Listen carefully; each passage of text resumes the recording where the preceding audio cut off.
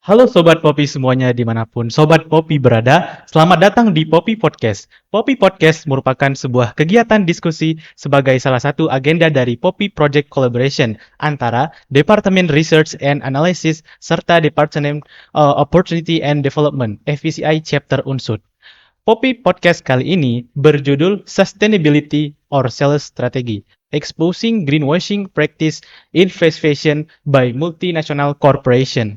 Perkenalkan, saya Muhammad Zafran Abiyu, staf dari Departemen Opportunity and Development sebagai host yang akan memandu podcast kali ini. Nah, kita sudah bersama dua narasumber yang akan membagikan pandangan dan ilmunya terkait greenwashing dan fast fashion.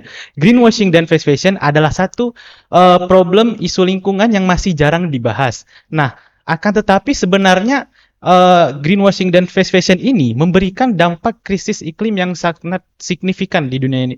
Nah, di sini saya sudah bersama dengan Pak Barit Hardianto selaku perwakilan akademisi dan manajer R&D di Lembaga Penelitian Pengembangan Sumber Daya dan Lingkungan Hidup Banyumas. Selamat siang Pak Barit. Siang, Bagaimana kabarnya Pak Barit? alhamdulillah. Alhamdulillah baik. Di depan saya juga sudah ada Kak Sabila Prameswari sebagai anggota Departemen Research and Analysis, perwakilan dari FECI Chapter Unsur. Selamat siang Kak Sabila. Siang Zafran, siang Pak Barit. Gimana Siang. kabarnya? Alhamdulillah baik. Alhamdulillah baik ya. Nah, sekedar informasi, FECI adalah suatu organisasi nirlaba dan non-politis yang bergerak di bidang hubungan internasional dan terbuka untuk semua kalangan. Nah, pada praktiknya FECI juga sebuah NGO atau non-governmental organization yang juga berfokus pada pembahasan isu lingkungan. Nah, jadi pada Poppy Podcast kali ini kita akan berbincang-bincang mengenai praktik greenwashing dan fast fashion yang dilakukan oleh perusahaan multinasional, bagaimana isu ini mempengaruhi berbagai pihak, serta dampaknya terhadap persoalan lingkungan dan perubahan iklim. Tanpa berlama-lama lagi, langsung saja kita mulai diskusi bersama dua narasumber yang luar biasa kita ini, yaitu Pak Barit dan Kak Sabila. Oke. Sebagaimana yang kita ketahui, globalisasi ini semakin memperkuat interkoneksi antar negara. Nah, perusahaan multinasional menjadi kekuatan ekonomi yang tak terhindarkan, dan perusahaan MNC ini juga tidak hanya beroperasi di satu negara. Perusahaan ini juga mengeksplorasi pasar, sumber daya, tenaga kerja di berbagai belahan dunia. Nah, sebenarnya namun apa sebenarnya perusahaan multinasional dan bagaimana mereka menjalankan operasinya di tengah dinamika globalisasi ini? Mungkin Kak Sabila bisa memberikan sedikit pendapat terkait hal ini. Oke, baik. Terima kasih Zafran atas pertanyaannya. Jadi sebenarnya perusahaan multinasional atau yang bisa disebut juga sebagai MNC ini juga didorong dari perkembangan globalisasi ya. Intinya kalau perusahaan multinasional ini kayak entitas bisnis yang sebenarnya punya kemampuan untuk beroperasi dalam skala global gitu. Dan biasanya mereka nih ada yang namanya home country dan host country. Kalau home country itu jadi kayak kantor pusatnya dari perusahaan tersebut yang bertempat di negara asal perusahaan tersebut. Sedangkan kalau host country itu kayak kantor cabangnya gitu mungkin yang terletak di berbagai negara yang sudah melakukan kerjasama dengan perusahaan yang bersangkutan gitu. Nah, sebenarnya eksistensi MNC ini di era globalisasi tuh punya dampak yang cukup signifikan ya terhadap sebuah negara, terutama ke ekonomi mereka gitu. Karena dengan adanya MNC ini kan juga mendorong investasi yang besar-besaran, terus membuka lapangan pekerjaan yang luas, Iya benar. lalu juga bisa memperluas adanya perdagangan internasional gitu. Nah, tapi di samping itu sebenarnya MNC juga punya ada tanggung jawab sosial atau yang bisa disebut juga sebagai CSR, yaitu Corporate Social Responsibility gitu. Jadi MNC ini tuh punya tanggung jawab untuk mengintegrasikan nilai-nilai sosial dan juga lingkungan ke dalam strategi bisnis mereka, yaitu pertama, yaitu MNC harus konsisten dengan pembangunan berkelanjutan. Lalu yang kedua itu MNC juga harus memperhatikan kepentingan dari stakeholder lainnya, terus harus sesuai dengan hukum dan konsisten dengan norma-norma internasional, dan yang terakhir itu harus terintegrasi di seluruh kegiatan mereka. Jadi baik dalam kegiatan produk maupun jasa. Nah, aturan-aturan ini tuh juga berdasar dari yang namanya ISO atau International Organization for Standardization gitu. Nah, karena di sini kita berbicara tentang fast fashion ya, Iya. sebenarnya udah banyak contoh MNC yang bergerak di bidang fast fashion. Mungkin kita sering dengar kayak brand H&M, terus Uniqlo, Zara, Nike, dan lain-lain. Nah, beberapa contoh itu tuh adalah perusahaan MNC yang bergerak di bidang fast fashion kayak gitu. Mm-mm. Nah, kalau menurut Pak Barit sendiri gimana Pak? Peran MNC di era globalisasi ini dan bagaimana mereka beroperasi dan dampaknya terhadap sebuah negara itu gimana Pak? Oke, Oke, sifat dasar dari kapitalisme kapitalis. adalah ekspansi, eksploitasi.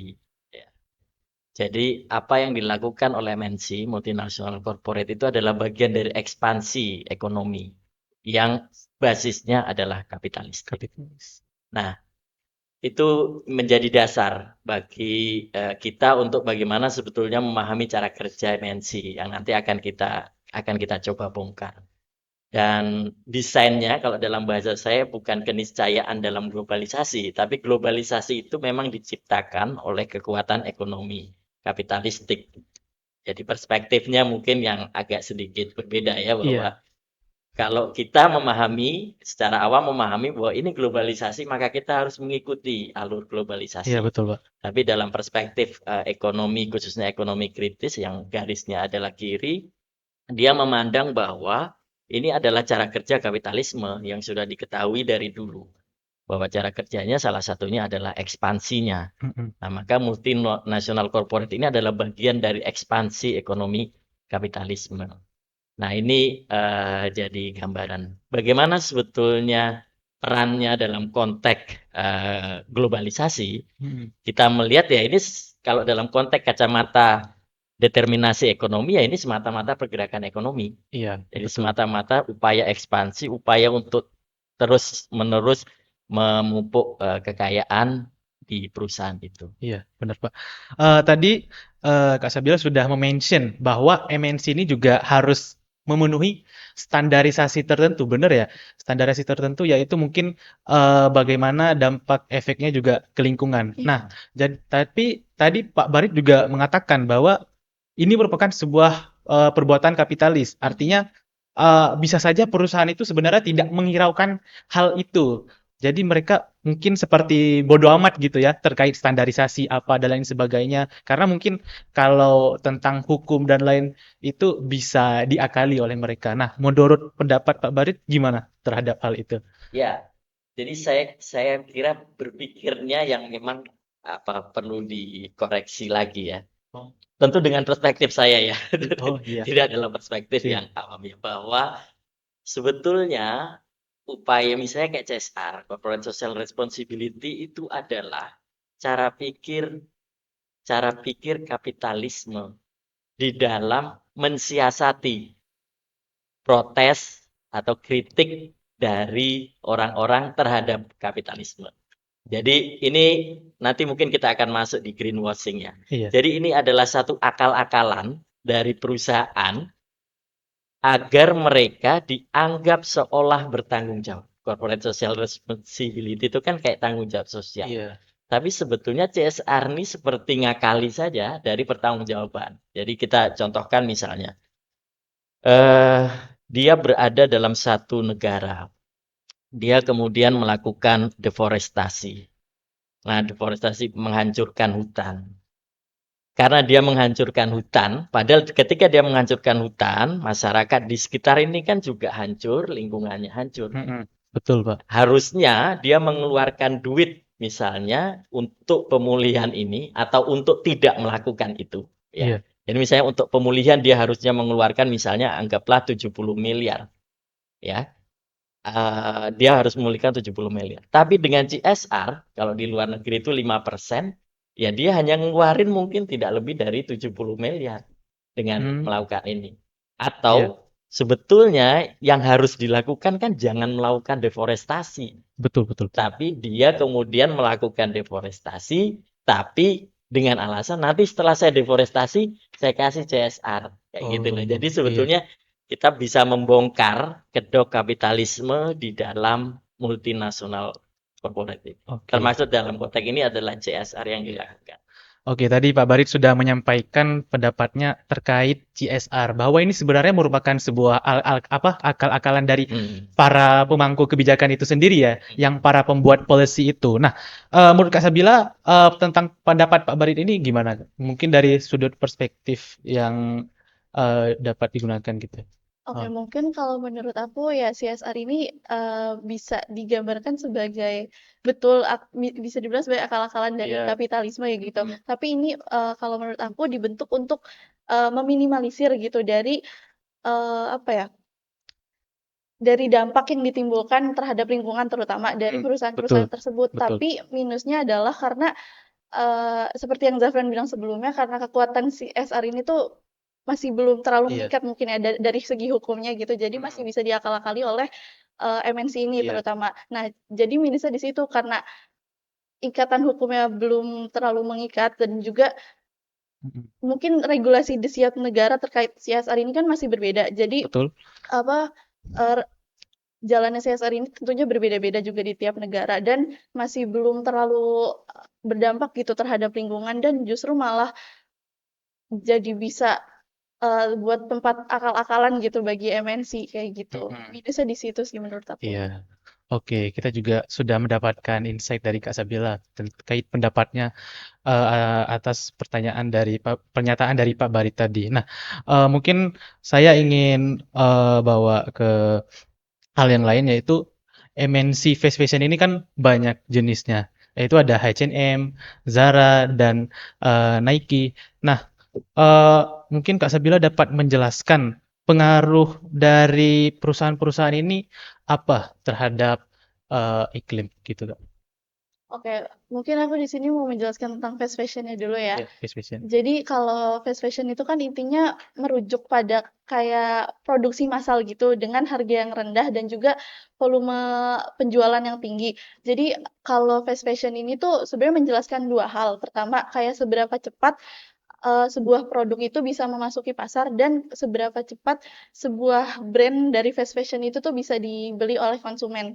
Iya, betul. Jadi walaupun sebenarnya fast fashion ini tuh bisa dibilang cukup efisien gitu ya terhadap penjualan gitu suatu perusahaan, tapi sebenarnya banyak menimbulkan sisi negatifnya juga terutama ke lingkungan karena dari produksi pabriknya kan produksi massal ya itu tentunya bisa menghasilkan polusi yang besar-besaran gitu Pak. Iya. Terus juga dari pencemaran air dan limbah pakaian yang ditimbulkan karena fast fashion ini kan mirip dengan siklus plastik sekali pakai gitu. Jadi Betul, betul. karena produksinya massal, orang-orang yang membeli juga perputaran bajunya tuh perputarannya cepat gitu. Jadi kayak sekali beli habis itu mungkin orang tersebut bosan dan malah bisa beli lagi gitu. Iya. Jadi dampaknya ke lingkungan itu sangat besar. Bahkan dari UNECE itu tahun 2018 menyatakan bahwa 85%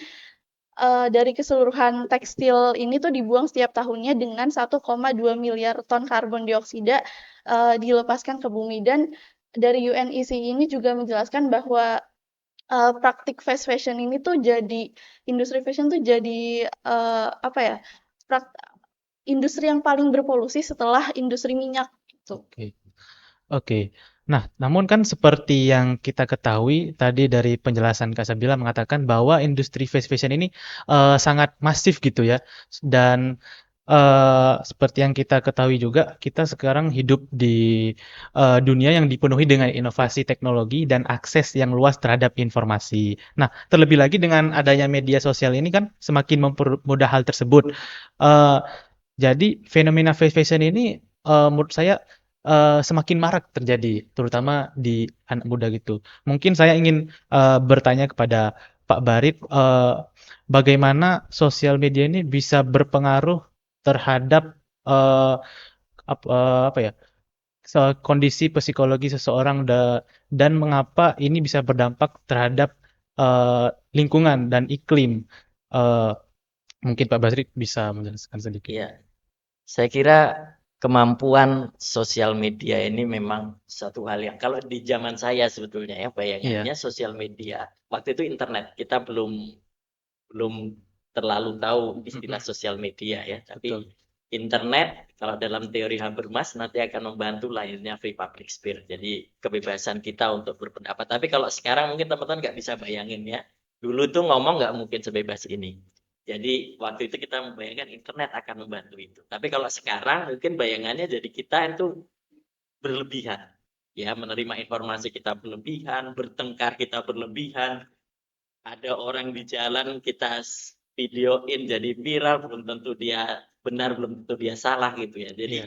sosial media punya kemampuan yang cepat di dalam memasifkan sesuatu. Iya, Ya, betul. jadi di situ. Dan kalau kita lihat misalnya IG, satu foto IG itu kan berdasarkan riset sehingga orang tuh jadi dengan ukuran semacam itu orang akan melihat itu dengan bagus. Iya, Meskipun barangnya bisa jadi tidak sebagus ini, iya tapi bisa dengan jadi. ukuran itu dia bisa. Nah, dalam konteks fast fashion saya melihat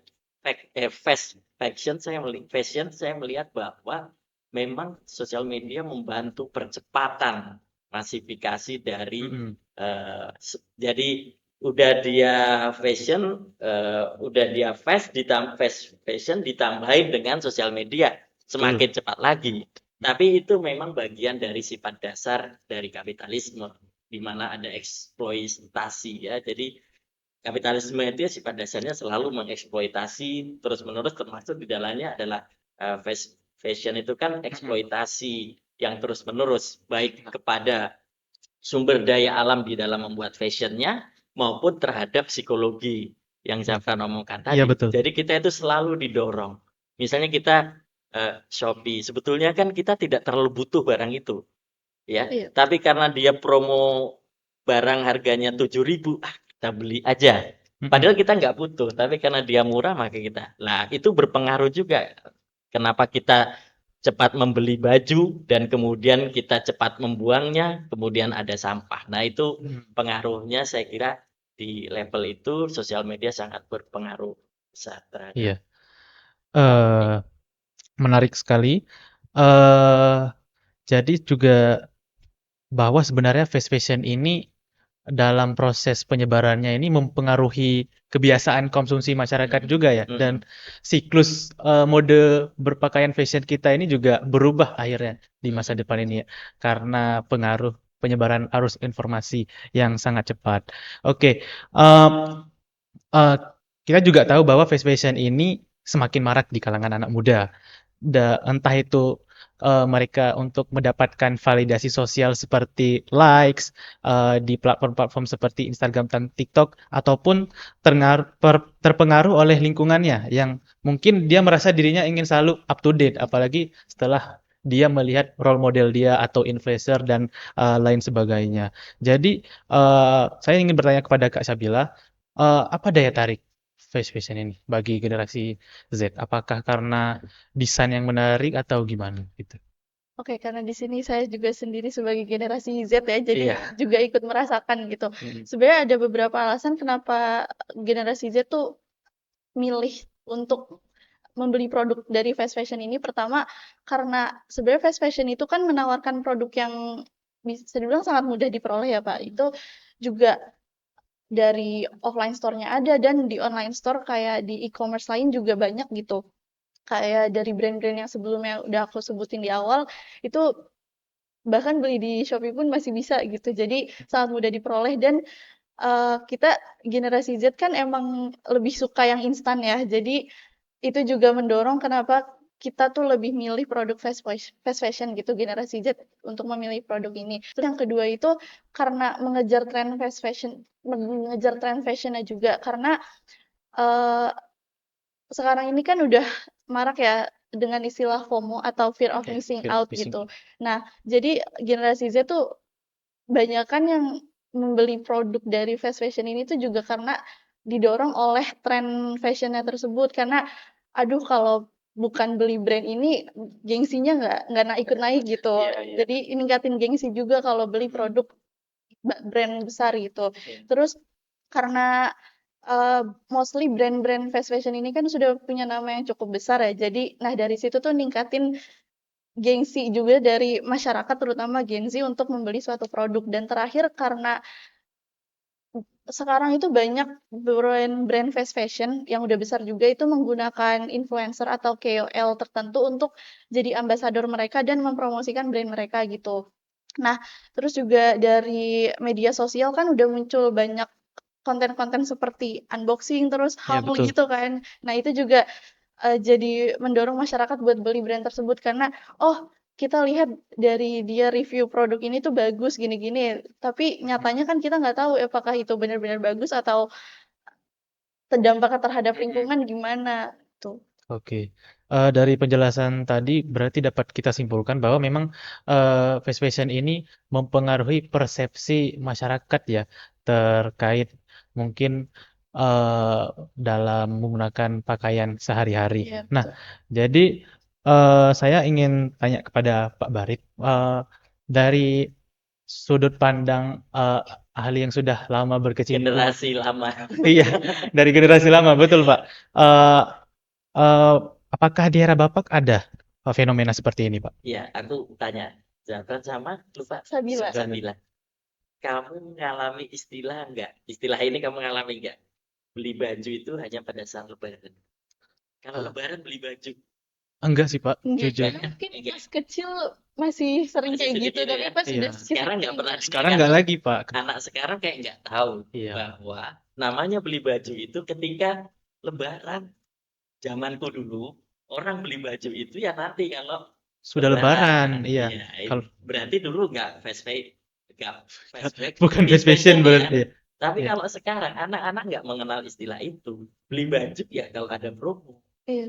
Iya, saya coba bridging ya angkatan saya dengan Iya. yang generasi bahwa itu sudah menandakan bahwa cara kerja kapitalisme memang sedemikian cepatnya. Jadi fast fashion itu ternyata tidak hanya persepsi. Kalau persepsi itu kan sifatnya dia permukaan. Iya. Tapi ini mengubah kebiasaan. Kalau dalam konteks teori, perspektif kita juga diubah. Bukan hanya persepsinya yang diubah, tapi perspektif kita. Jadi istilah tadi yang saya dengar, bahasa yang saya omongkan bahwa dulu kita mengenal kalau mau beli baju nanti pas Lebaran, kalau kamu makan enak nanti di pas Bapak gajian, itu sekarang tidak. Tidak ada lagi apa? Tidak ada lagi. Kamu akan beli baju ya ketika nunggu promo 111 gitu kan atau Mm-mm. Betul, 444 betul, gitu ya betul. di Shopee atau kamu kalau mau makan kamu nggak harus nunggu makan enak itu di 1 bulan. Nah, itu berarti kita itu sudah kehilangan istilah, kehilangan bahasa yang dulu digunakan. Kalau secara teoretik ya kita perspektifnya memang sudah berbeda antara zaman dulu dengan zaman Zaman sekarang di sekarang. dalam memandang baju dan Baju bukan. itu dan Iya. lain-lain. Iya, menarik ya, Pak ya. Rupanya begini pandangan. Dengan orang Orang dulu gini rupanya. Kalau kita sekarang kan anak muda ya, tunggu promo. Ih, ada promo nih, iya, langsung beli bajunya. Ih, lagi murah nih, lagi diskon. Mungkin kadang berapa ya? 2 bulan sekali, Iya. 3 bulan sekali. Udah ganti pakaian. Kalau orang dulu mungkin pakai pakaiannya sampai apa, Pak? ya Kondisinya. kita ada Senin, Selasa, Rabu, Kamis, Jumat, Oh, tapi Sabtu ya untuk itu, heeh. tapi kalau baju sehari-hari mungkin yang 3 hari sekali muter kan. Heeh, Kalau iya, iya. teman-teman kan muternya setiap hari. Iya. Iya, betul sih, Ada betul. baru, ada baru, ada baru. Heeh. Nanti kita dapat itu Lebaran. Lebaran. Iya, jadi kalau anak mungkin ya, tadi sudah pernah dengar kan, kalau Iya. waktu Iya. kecil pernah dengar kita beli baju Lebaran. Sekarang anak-anak nggak ada. Hmm. Yang coba nanti beli bajunya tunggu Lebaran ya, nggak ada. Nggak Nanti ada. tunggu promo Heeh. atau ya kita tinggal beli aja di Shopee. Ya, Iya, itu Betul. iya, iya. salah satunya Betul. ya bahwa kita bisa melihat ada semacam Ada itu. semacam itu ya. Berarti memang fast fashion ini semakin mempercepat siklus produksi sebuah pakaian juga ya, Iya. dan akhirnya ini berdampak kepada efek lingkungan. Hmm. Mungkin ini juga ada pengaruhnya terkait bertambah jumlahnya penduduk di dunia ini ya. Jadi mungkin ini bisa kita kaitkan dengan dampak kerusakan lingkungan. Nah, saya juga ingin tanya kepada Pak Barit, eh, apakah fast fashion ini sangat berdampak, Pak, bagi keadaan mungkin Lingkungan lingkungan sekarang ya. atau iklim sekarang Iya. gitu. Jadi kalau dalam konteks teoretiknya yang Mm-mm. deterministik ekonomi atau teman-teman yang berpikir kiri itu melihat bahwa ini memang cara kerja ekspansi dan eksploitatif itu pasti merusak gitu ya. Dan salah satunya adalah keberadaan fast fashion ini. Mm-mm. Jadi kalau kita lihat zaman dulu orang bikin baju, ya orang bikin baju istilahnya kan kemudian semakin banyak kamu bikin baju, semakin banyak Iya, sampah. betul. Semakin banyak kamu bikin baju, semakin banyak eksploitasi terhadap alam. Iya. Nah, jadi percepatan ini tentu saja mempercepat kerusakan alam kita. Jadi kita itu tidak bisa menduga secepat ini perubahan. Jadi kalau Mm-mm. teman-teman mungkin kalau zaman saya atau zaman angkatan sebelum saya, pandemi itu tiap 100 tahun. Setiap tahun. Ya, kalau kita ya. Oke. Jadi sebelum pandemi COVID kemarin, itu pandemi yang kita alami itu sekitar ya belum nggak ada 100 tahun ya, tahun 30-an, tahun 40-an itu pandemi baru ada. Waktu itu apa flu. Mm-mm. Apa itu saya lupa. Betul. Jadi sekarang, tapi teman-teman bersiap-siaplah menghadapi yang pandemi semacam COVID itu bisa terjadi mungkin 35 tahun, 30 sampai 50 tahun ini atau bahkan bisa jadi lebih cepat dari itu. Pandemi yang mematikan jutaan orang ini loh. Jadi kalau Mm-mm. kami, angkatan kami itu 100 tahun lagi baru akan ada pandemi, tapi nanti saya dan mungkin teman-teman akan mengalami yang 30 atau 50 tahun. Karena Mm-mm. kita eksploitasinya lebih cepat daripada eksploitasi zaman dulu. Jadi Iya. eksploitasi minyak yang dilakukan baby boomers generasi sebelum saya itu ternyata lebih cepat yang sekarang ini. Mm-mm. Iya, Nah, iya. percepatan ekonomi ini akan mempercepat juga kerusakan Alam, lingkungan. Nah, lingkungan logika gitu ya. dasarnya gitu. Ya, Ya. logika dasarnya seperti itu ya, Pak ya. Eh, namun saya juga dapat fakta menarik rupanya Hmm. dari fast fashion ini, bahwa sebenarnya fast fashion ini juga mematikan usaha rumah tangga di sekitar kita juga ya, Pak. Iya. Karena kalau dulu itu mungkin kalau ibu-ibu atau nenek-nenek, mereka tuh ada usaha jahit gitu ya, Pak ya, Iya. per rumah. Jadi mereka tuh juga membantu ekonomi di lingkungan sekitar, dan mungkin tailor-tailor juga semakin berkurang dengan adanya fast fashion ini atau toko-toko baju lokal. Jadi yang mendapatkan uang itu ya dari MNC yang di pusatnya mungkin gitu ya kan. Jadi juga berpengaruh terhadap keadaan ekonomi di daerah kita, yang dimana perputaran uang memang terjadi di tempat kita, tapi tujuan akhir uang tersebut bukan di daerah kita, manfaatnya tidak kita rasakan, melainkan di daerah lain. Oke, cukup komprehensif ya pembahasan kita tadi terkait fast fashion ini. Mungkin kita akan beralih topik, yaitu ke greenwashing ya. Uh, jadi kan berkaitan dengan pembahasan sebelumnya, dapat disimpulkan bahwa industri fast fashion ini berpengaruh besar terhadap perubahan iklim global dan paling mendesak ya di dunia saat ini. Dan dampaknya itu mungkin seperti peningkatan suhu global, perubahan pola cuaca, naiknya permukaan air laut, dan kerusakan ekosistem adalah tuh beberapa dampak yang dihasilkan dari fast fashion itu. Nah, tapi sekarang itu ya banyak perusahaan multinasional, terutama yang bergerak di fast fashion ini ya, seperti yang tadi sudah disampaikan oleh Kak Syabila, bahwa ada H&M, Zara, Nike, dan Uniqlo, dan lain sebagainya itu mungkin mereka menggalakkan aksi peduli lingkungan seperti itu ya, seperti Go Green, dengan mengusung konsep keberlanjutan. Artinya apa ya? Sustainability, seolah-olah mereka membuat hal seperti itu. Padahal ini merupakan sebuah teknik marketing. Nah, kalau dari kacamata pemerhati lingkungan lagi nih Pak, apa pendapat Pak Barit terhadap ini? Eh, Terhadap kejadian greenwashing ini, iya, marketing itu dan lain sebagainya. Eh, mu- Bagaimana Ya, Pak? jadi seperti yang kita diskusikan tadi di awal bahwa ini adalah akal-akalan. Akal-akalan. Dan dalam konteks ini, Hmm? kalau kita lihat greenwashing kan sebetulnya strategi pemasaran yang akal-akalan. Jadi ngakali seolah-olah dia green. Mm-mm. Iya, Betul Pak. jadi seolah-olah dia go green. Benarkah misalnya nih ya, contoh. Benarkah Alfamart, Indomaret gitu yang misalnya dia benar-benar tidak mengeksploit apa, tidak ada plastik. Tapi dia ganti plastik dengan yang kain. Iya, Ya, iya, iya. jadi sebetulnya itu. Kalau kita lihat greenwashing kan sebetulnya istilah greenwashing itu kan 1986 ya sama Mm-mm.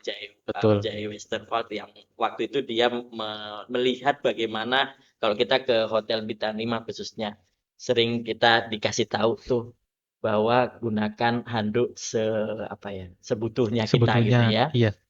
Nah, kalau di itu dan kemudian di otak kita yang terbayang adalah dia itu keren ya. dia berarti memperhatikan lingkungan sehingga Lingkungan, betul betul. tidak terlalu sering mencuci handuk. Mhm. Itu di otak kita semacam itu. Padahal itu adalah strategi marketing. Benarkah mereka tidak melakukan kerusakan lingkungan? Pada kenyataannya banyak hotel yang dia mengambil air dalam gitu ya. Nah, pada kenyataannya belum tentu handuk itu dia sebetulnya hendak mengirit saja Mhm. handuknya tapi mengeksploitasi di sisi lainnya. Tapi di otak kita kan sudah semacam ini ya. Kalau kita lihat greenwashing itu kayak sebetulnya mirip-mirip cuci uang ya. Ini mirip-mirip dengan cuci uang. Wah, kita ngelihat ada orang yang kaya berbuat baik gitu Betul, Pak. kan. Orang-orang crazy rich berbuat baik, tapi sebetulnya mereka berbuat baiknya itu mencuci kejahatan-kejahatan yang mereka lakukan. Jadi strategi pemasaran yang greenwashing ini sebetulnya semacam mencuci nama dia, gitu ya, mencuci nama dia. Dia bisa jadi melakukan yang saya bilang tadi, dia sebetulnya bisa jadi melakukan benar, tapi seharusnya yang dia lakukan tuh bisa lebih dari itu. Mhm. Ya, tapi dia tidak lakukan. Atau juga bisa jadi yang dilakukan dia tidak melakukan sesungguhnya dalam kerangka yang betul-betul untuk kepentingan lingkungan atau sustainability, tapi dia menggunakan kata sustainability bahwa seolah-olah dia melakukan sustainability. Tapi Mhm. sebetulnya itu hanya hanya cara saja untuk memasarkan. Iya. Eh, Menarik ya, Pak. Rupanya emang greenwashing ini sebagai sebuah upaya untuk memperbaiki citra Mm, publik apa di depan publik gitu ya, mm, bahwa seolah-olah mereka ini peduli lingkungan, padahal pada praktiknya sebenarnya tidak sama sekali, malah merusak lingkungan. Nah, saya mungkin ingin bertanya kepada Kak Syabila, eh, kan banyak masyarakat kita nih yang belum tahu terkait greenwashing ini. Eh, Mungkin apakah ada sebuah tanda-tanda yang dapat kita gunakan untuk bisa mengidentifikasi adanya praktik greenwashing pada suatu perusahaan gitu. Ya. Sebenarnya saya juga setuju dengan pendapat Pak Barit ya, kalau sebenarnya greenwashing ini tuh juga didorong dari terutama di abad 21 ini kan isu tentang keberlanjutan dan sustainability mm, jadi suatu hal yang substansial ya, bahkan di berbagai disiplin ilmu juga. Nah, ini tuh mendorong perusahaan-perusahaan terutama yang terkait dengan fast fashion ini tuh untuk apa ya, lebih peduli juga terhadap lingkungan biar mereka bisa menarik pembeli lain untuk beli produk mereka gitu. Karena eee, mereka kan sebenarnya greenwashing ini kan tujuannya untuk meningkatkan reputasi mereka ya, Iya. mm, biar masyarakat tuh jadi nggak takut beli produk mereka bahwa, "Oh, ini produknya ramah lingkungan, ya udah deh beli aja," gitu. Nah, eee, greenwashing ini kayak sebenarnya tadi Pak Bari juga sempat mention bahwa, yang dilakukan misal Alfamart ya, Indomart gitu.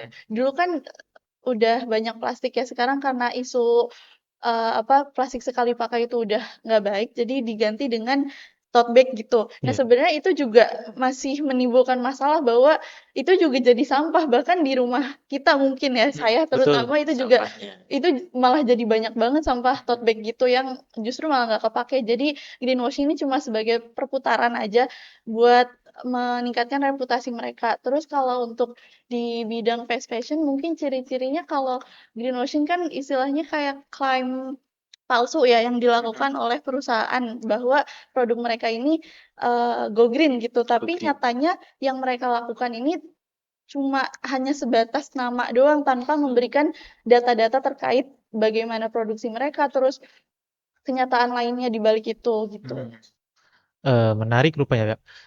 Bagaimana sebenarnya aksi peduli iklim ini dibutuhkan, memang Mm, penting, tapi akhirnya menjadi sebuah paradoks mm. karena aksi ini juga memuat syarat akan kepentingan kapitalis seperti yang Ya, Bapak katakan tadi. Eh, jadi gimana itu menurut pendapat Bapak ya? Eh, ya. Kok Ini bisa jadi seperti itu ya? Maksudnya ini paradoks tapi gitu. ya karena memang sifat dasarnya ya. Jadi mungkin teman-teman agak jarang Heeh, berbicara bahwa sesuatu yang kita lihat misalnya kita bicara sustainability, kita sustainability. bicara berkelanjutan, kita berbicara tentang developmentalism, Betul. kita berbicara tentang CSR. kalau kita tidak memahaminya, tidak mengkritisi secara lebih dalam, sebetulnya apa yang kita ucapkan yang seolah-olah benar, Mm-mm. itu sebetulnya mengandung kesalahan dasar di dalam konteks logika dan kepentingan kita terhadap publik maupun lingkungan. Misalnya kita Oh, bicara developmentalism. iya, Developmentalism, pembangunan. Kata itu seolah indah, kita akan membangun. bangun betul. Iya kan? Tapi sebetulnya yang terjadi adalah pembangunan itu adalah eksploitasi dari kapitalisme dengan atas nama pembangunan. Misalnya, kalau kita bicara tentang lebih indah mana sebuah taman ya dengan mall. Kalau kita bicara modernisasi, mending lapangan Eh, bola atau mall kalau kita bicara modernisasi. Mall sih, Mending karena mall kan? mall lebih banyak memberikan keuntungan, bukan hanya Ya, kepada apa ya, kepada pemerintah gitu juga. ya. Jadi kita melihat bahwa yang disebut modern tuh keren. Keren, betul Pak. Padahal sebetulnya yang disebut keren itu adalah upaya dari kapitalisme, cara berpikir kapitalisme dan juga perusahaan-perusahaan untuk mendorong kita melakukan eksploitasi. Eksploitasi, Nah, jadi betul. sebetulnya mohon maaf nih, agak bohong besar kalau perusahaan bicara tentang keberlanjutan. Karena Hmm, sebetulnya yang dia perlukan adalah bisnisnya jalan. bisnisnya jalan. Oke, ketika dia bicara keberlanjutan, berarti sebetulnya dia sedang diprotes oleh kepentingan publik terhadap dirinya. Betul. Nah, dia akhirnya menggunakan kata sustainability. Begitu juga sustainability ini sendiri sebetulnya paradoks seperti yang Jafran katakan. Paradoks. Kenapa paradoks? Karena sebetulnya keberlanjutannya ini untuk siapa? Ya, Keberlanjutannya untuk developmentalism atau keberlanjutannya untuk kehidupan manusia? segelintir orang yang Ya, memiliki jadi kepentingan gitu ya, Pak. mereka segelintir orang yang memiliki kepentingan. Kepentingan. Jadi itu yang perlu kita bongkar lah. Nah, saya sedikit menyinggung-nyinggung misalnya soal UKT yang teman-teman ini baru naik ini. Hmm, Ini Iya, sebetulnya Pak. untuk apa? Di balik ini sebetulnya apa? Iya, Pak. Nah, jadi kenapa ada UKT yang besar? Karena kita didesak untuk PTNBH. Betul, Pak. PTNBH berarti kita dikurangi subsidinya.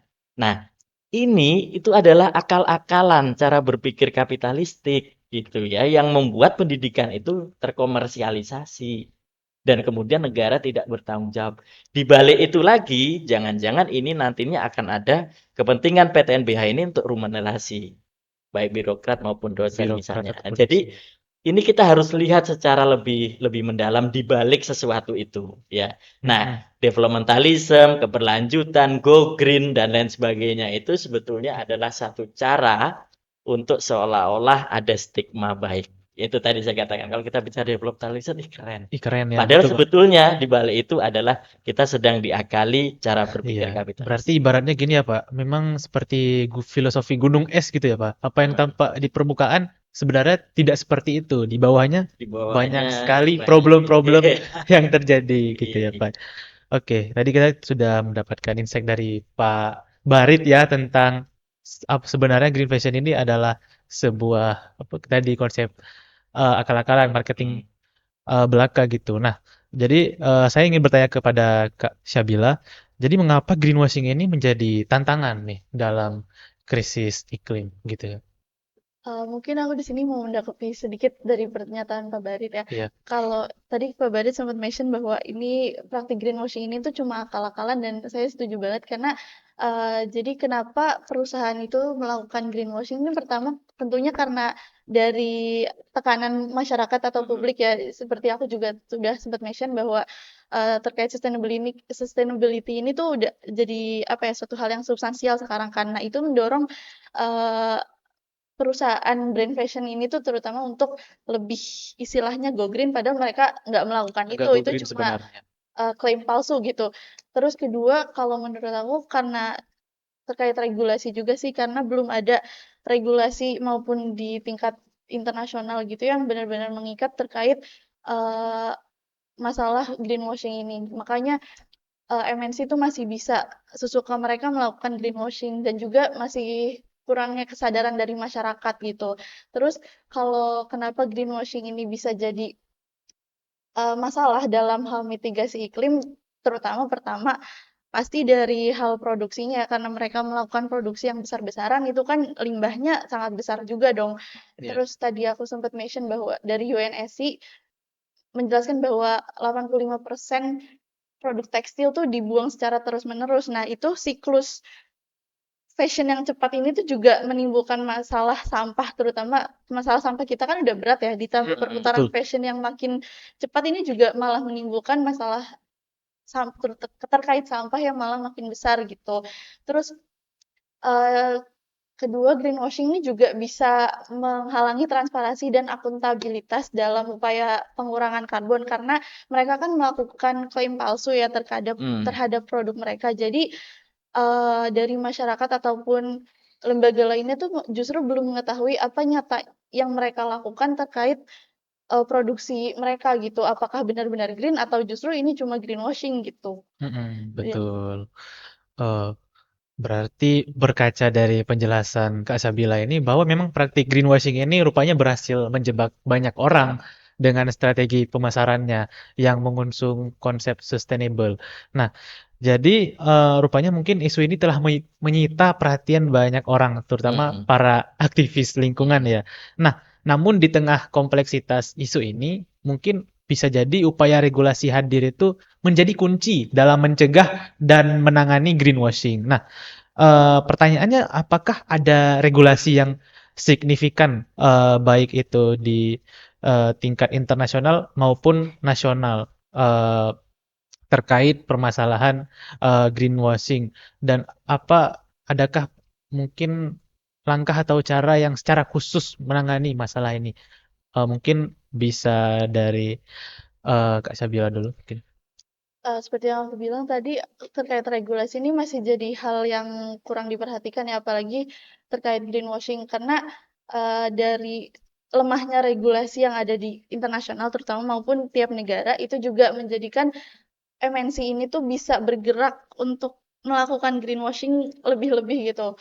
Nah, terus kedua ini sih dari yang serumahan aku setelah aku mau ngomongin tentang CSR lagi, itu juga kan dari ISO tadi ya, atau Iya International betul. Organization for Standardization, dan standarnya baru itu. Itu pun standar CSR di berbagai negara kan berbeda, dan nyatanya kalau mungkin kita berbicara di Indonesia, praktik CSR juga masih bisa dilakukan dengan money politik gitu. Iya. Jadi nggak harus benar-benar perusahaan tersebut sudah melakukan CSR, tapi nyatanya di baliknya mereka cuma melakukan money politik di dalamnya tanpa melakukan hal apapun yang go green gitu. Iya betul. Nah, eh, mungkin juga ini nih terkait nih soal regulasi. Kan ini berkaca dari pengalaman Bapak, terutama sebagai tenaga ahli DPR RI. Apakah di level tingkat nasional ini ada pembahasan Pak terkait masalah ini? Dan apakah ada regulasi yang mengatur? Begitu Pak? Ya, kalau terkait pembahasan kan sebetulnya kita bisa melihat pada dua level ya, di level pemerintahan baik di level nasional maupun di level global, kemudian di level masyarakatnya. Ya. Dan eh, di tengah-tengah itu adalah korporasi. Nah, saya melihatnya begini, teman. Bukan mainstream ya. Mainstreaming pemikiran kita tentu saja sebagian penduduk dunia ini memandang bahwa Mm-mm. tidak ada persoalan mungkin ya dengan apa yang terjadi selama ini. Ya. Mungkin sebagian besar ya, mungkin sekitar 50-60% penduduk dunia ini menganggap ya kehidupan biasa-biasa saja, kehidupan ya kita jalani saja sedemikian adanya. Dan sebagian lagi mungkin sekitar ya 30-40% ini adalah orang-orang yang memilih mencoba mengkritisi sesuatu dan kemudian mengambil jalan tengah atau Mm-mm. yang moderat Betul. ya. Nah, kemudian yang sebagian lagi kecil, dia sekecil secara persentase, dia mencoba mengkritiknya secara lebih mendalam. Dan kalau kita lihat positioningnya sekarang ini yang saya mau bicara terkait regulasi, bahwa regulasi yang diciptakan baik di level global maupun nasional, itu kebanyakan adalah regulasi yang 30% ini. Jadi yang moderat. UN kalau ngeluarin kebijakan itu sebetulnya kebijakan yang protesnya rakyat itu misalnya 100%, dia kasih 50% doang.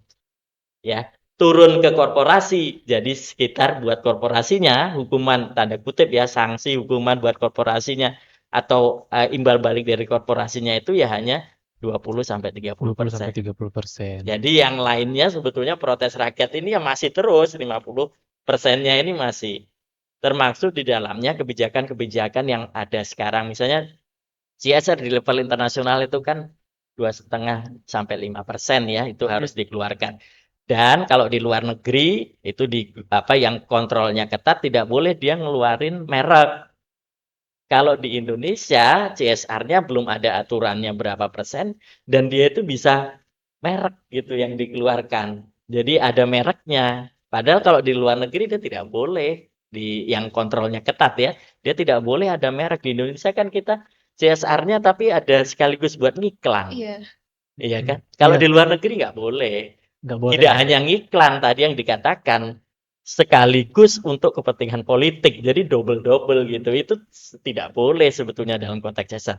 Dan itu pun CSR itu pun adalah akomodasi dari 50% gagasan aja. Bahkan mungkin tidak 50% ya. Tadi saya katakan misalnya harusnya orang yang melakukan seharusnya dia tidak melakukan deforestasi, kemudian dia melakukan dan dia membayar, harusnya dia melakukan pemulihan, tapi pemulihan itu yang dibayarkan hanya sebagian kecil saja dari apa yang seharusnya dia bayarkan. Nah, dalam konteks inilah maka kalau saya sendiri sebagai apa ya, sebagai semacam orang yang apa dididik dengan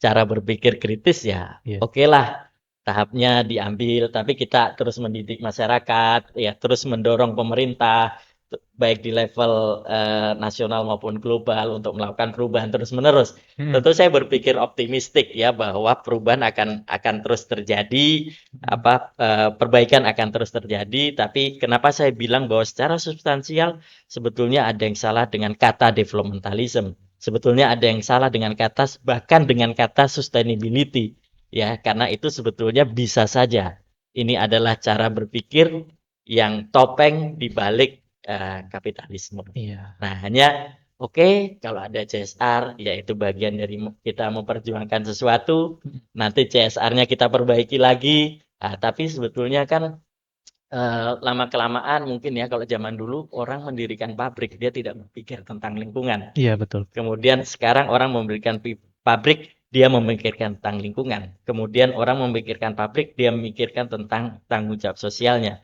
Nah, mungkin ke depan sekarang sudah banyak misalnya sosial startup yang berpikir bahwa namanya perusahaan itu harus berdampak sosial dan berdampak lingkungan. Jadi saya kira prosesnya meskipun itu pilihan yang moderat ya, tapi itu yang terjadi dalam konteks ini. Dan saya kira apa yang kita lakukan ini kan sebetulnya bagian dari coba membongkar ya. Mungkin teman-teman kalau di kuliah kayaknya itu pelajarannya baru pada sustainability itu adalah substansial. betul. Padahal lebih substansial dari sustainability itu ada loh. Iya. Ya, jadi di situ developmentalism itu adalah satu keniscayaan, globalisasi adalah satu keniscayaan. Tapi kita tidak tahu bahwa globalisasi itu diciptakan oleh kepentingan elit global. Kalau zamanku dulu ada gerakan anti globalisasi. Iya. Ya, jadi zamanku dulu itu globalisasi aja Anti-globalisasi. ditantang gitu lah. Lawannya apa? Lokalisasi atau lokalitas. Jadi kita berpikir bahwa kalau zaman dulu misalnya, zaman dulu orang berpikir proyek besar. Maka kalau kamu membutuhkan air, bikinlah waduk. Pemerintah akan bicara begitu. Betul, Pak. Dilawan dengan cara berpikir yang jangan waduk. Waduk itu menghilangkan sekian orang, menghilangkan desa, menghilangkan sejarah, Relokasi dan lain relokasi dan sebagainya. sebagainya. Maka bikinlah embung. Embung itu lebih kecil lagi kan. Nah, Iya. artinya dari situ sebetulnya bentuk-bentuk perubahan itu kita akan lakukan. Apa sih yang melawan globalisasi? Ya lokalitas ya atau Lokalitas, betul, lokalisme Pak. gitu ya. Jadi dengan cara begitu. Apa sih yang melawan sebetulnya food estate itu? Food estate itu semacam apa sih? Kepentingan perusahaan besar yang bisa Iya, melakukan betul. ratusan ribu hektar kan perusahaan besar. Iya. Rakyat di mana? Lawannya adalah pertanian berbasis rumah tangga. Apakah pertanian berbasis rumah tangga itu berarti tradisional? Kita jangan silap dengan tradisional atau modern. Mm-mm. Apakah kemudian kita tidak bisa menggunakan teknologi untuk pertanian yang sifatnya keluarga? Bisa saja. Nah, di situ saya kira saya mau mencoba mengajak teman-teman untuk membongkar. Iya. Ya, membongkar bagaimana sebetulnya praktek-praktek yang dilakukan. Nah, soal bagaimana kita berjuang, optimismenya bagaimana, ya itu diukurlah. Nah, jadi kalau misalnya rakyat Indonesia sebelum tahun 45 dia kan berjuangnya masih kecil-kecil. Kita Mm-mm. baru bisa memperjuangkan kemerdekaan bareng-bareng dengan penduduk yang jumlahnya mainstream kan pas ketika 45. Bahkan Mm. pada waktu itu pun tentara-tentara kita masih dikenil, itu kan masih banyak yang ikutan kenil, tidak ikut tentara rakyat. Mm-mm. Jadi saya kira itu satu proses. Menarik ya Pak, rupanya pendapat Bapak tadi terkait regulasi ini. Mungkin Mm-mm. yang menyebabkan regulasi ini sulit berjalan, mungkin sulit rampung peraturan atau perdanya gitu, eh, karena memang dari yudikatif, eksekutif, legislatifnya ini memang bermain juga ya dengan Mm-mm. para korporasi ini. Mm-mm. Mungkin ada tektokan, kong kali kong dan lain sebagainya. Eh, jadi ya yang menyebabkan solusi untuk penyelesaian greenwashing ini menjadi semakin sulit gitu. Eh, nah, di sini juga saya mention rupanya dalam pembangunan berkelanjutan, misalnya kita ingin membangun sebuah tempat apa gitu, juga harus memperhatikan konsep ESG, ESG apa ya? Jadi merupakan singkatan dari Environmental, Social, and Governance. Jadi konsep ini mengedepankan kegiatan pembangunan, investasi maupun bisnis yang berkelanjutan sesuai dengan 3 kriteria tersebut. Nah, menurut Kak Sabila, setelah diterapkan ketiga kriteria tersebut, apakah sebenarnya berdampak ini? Kalau itu sih menurut aku masih terkait regulasi ya. Ya. Eh, jadi kan seperti yang Zafran bilang tadi, Mm-mm. dari pemerintahannya juga di dalamnya entah apa itu masih tetap ikut main gitu di Iya. dalam korporat. Jadi masih ada konflik kepentingan gitu di dalamnya. Jadi kalau untuk menyelesaikan masalah greenwashing ini menurut aku harus harus timbul dari masyarakatnya sendiri. Jadi harus ada awareness dari masyarakatnya sendiri terkait greenwashing ini, terutama kita ya dari Hmm. Gen Z gitu kan, Betul, betul. kita juga yang paling mungkin banyak memakai produk ini dan nantinya malah justru kita yang paling berdampak juga gitu kan. Ke depannya ya. Nah, nah jadi menurutku kalau untuk yang cara apa yang cara apa yang bisa lebih berdampak lagi tuh terhadap untuk meminimalisir greenwashing ini tuh pertama kita bisa nge-thrift gitu ya. Ini Mm-mm. contohnya baju yang aku pakai ini baju thrift gitu. Jadi karena Oh. kalau dengan kita melakukan thrift kan kita juga bisa mengurangi emisi karbon, terus juga Mm-mm. meminimalisir limbah karena tadi kalau fast fashion ini kan perputarannya cepat banget ya. Jadi sampah yang dihasilkan pun lebih banyak dan lebih cepat gitu. Nah, dengan kita membeli produk-produk thrift ini atau second use gitu, itu jadi salah satu kontribusi kita untuk mengurangi sampah, terutama sampah tekstil untuk berakhir di TPA gitu. Terus juga kalau sekarang kan banyak usaha-usaha thrift itu dari produk yang bergerak tuh dari UMKM gitu ya. Jadi dengan itu juga kita bisa istilahnya bisa mendorong UMKM untuk jadi lebih besar dan paling utama ya dengan thrift kita bisa menghemat biaya lebih kan karena produk-produk fast fashion pastinya harganya tuh lebih dari barang-barang thrift gitu. Terus yang kedua, aku aku juga ada denger terkait capsule wardrobe. Jadi kita tuh punya baju yang apa ya bisa diputar gitu untuk semua Oh. occasion gitu Pak. Mungkin Bapak baru pertama dengar kali ya, nggak, saya juga kurang tahu. Oh, yang bisa digunakan Iya, untuk setiap hari jadi itu ya?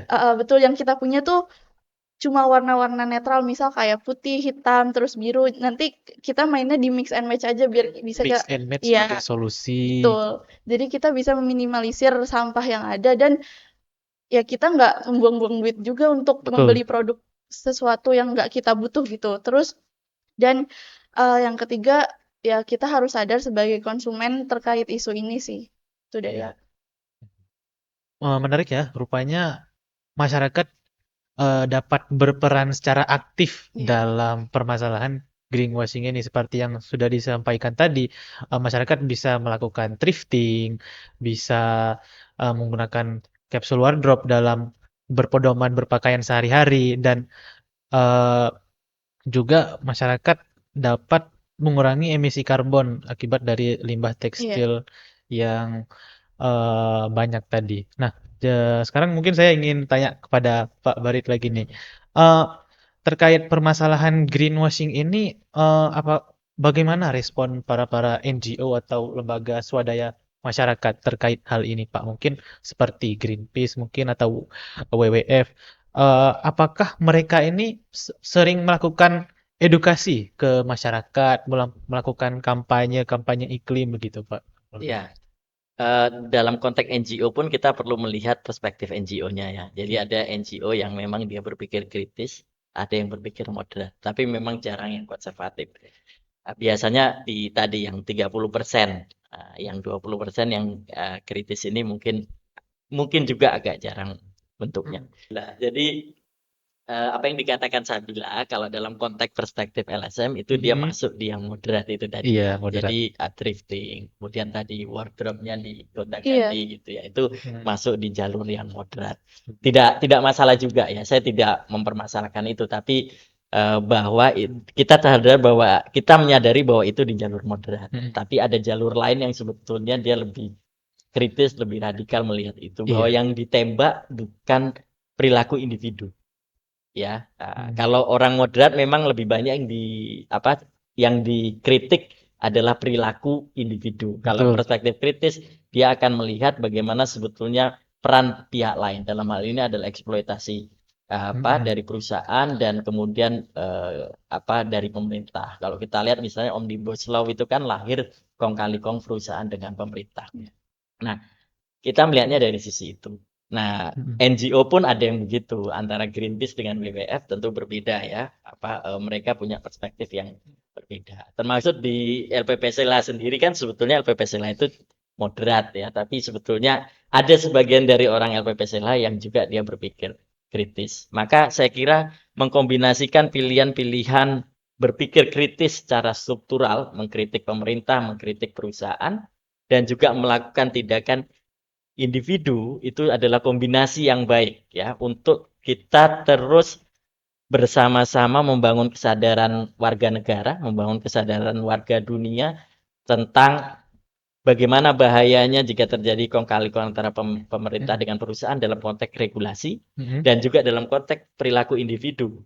Ya, kita perlu melakukan perubahan itu. Saya kira itu tidak perlu dipertentangkan, tapi dikombinasikan. Kita sadar bahwa kita misalnya pakai baju thrifting. Kalau ini baju thrifting, ini baju yang mungkin sudah 7 tahun. Masih tahan lama ya, Pak? Nggak tahu ini gimana caranya masuk dalam. Ya nggak tahu ya. Jadi bahan-bahan dulu karena Iya. memang masih zaman dulu ya. Iya. Saya bukan anti baju yang baru, Heeh. saya tidak terlalu seperti Anak muda mungkin. anak muda yang dia pakai thrifting dan lain sebagainya.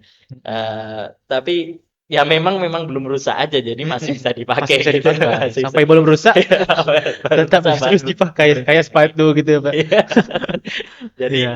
dari sisi itu saya kira kita tetap ya mencoba mengkritisi cara-cara perspektif kapitalistik yang dilakukan oleh pemerintah dan perusahaan, dan dalam konteks perilaku individu kita harus membantu bagaimana kita berperilaku individu secara lebih baik. Tapi kalau secara individu memang saya nggak terlalu nggak terlalu kuat ya karena Betul. saya sendiri mungkin tidak seperti ya Allah. Nggak apa-apa. Iya. Ya yang melakukan tindakan-tindakan individu yang Iya. dengan cara yang lebih baik. Ini bukan saya melakukan perlawanan, Iya. Iya. tapi karena memang kebetulan adanya bajunya Iya. yang sudah 7 tahun atau 10 tahun yang lalu. Iya. Mungkin ini terakhir, Pak. Iya. Mungkin apa ya harapan Bapak terhadap permasalahan isu ini gitu. Ya, saya kira kita perlu menyadari, mengkritisi bahaya-bahaya kata-kata atau bahasa yang mungkin akan membuai kita. Oke. Ya, jadi Kata-kata itu kita harus waspadai Mhm. dia berasal dari mana dan untuk apa.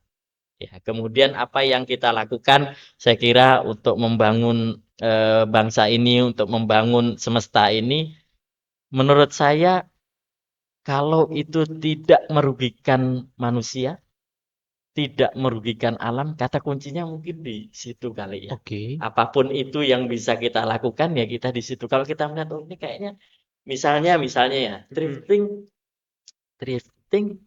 jangan-jangan di balik drifting ada kepentingan perusahaan yang Iya. fast fashion lagi itu. Heeh. Daripada jadi sampah dijual ulang loh. Jadi bukan didaur Oh ulang, iya, betul tapi betul. dijual Dijual ulang dengan ulang. harga yang lebih murah sampai kemudian sampai titik darah terakhirnya ya. Mhm. Ini harganya dari misalnya thrifting itu misalnya Adidas dari harga kaos itu Mhm. 400.000 Iya. di diskon Serat jadi 50.000, jadi 200.000, masuk thrifting 100.000, setelah thrifting jadi baju bekas 50.000, jadi eksploitasinya kan tetap Iya. tetap dilakukan dijalankan. terus menerus. Nah, sejauh itu ternyata masih merugikan masyarakat dan merugikan lingkungan, kita tetap harus Harus mengkritisinya. berkritisi tersebut. Kira-kira gitu. Oke.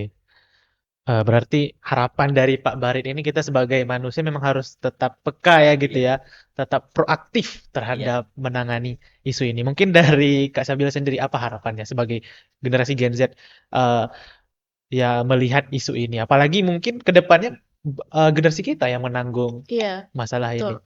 ini. Ya, Nah, karena mungkin generasi kita yang akan lebih terdampak ya ya. kalau dari kerusakan lingkungan. Jadi kalau aku sih berharapnya dari perkataan Pak Bari juga semoga ada apa ya bisa mendorong adanya regulasi yang lebih mengikat Mm-mm, lagi. Jadi betul.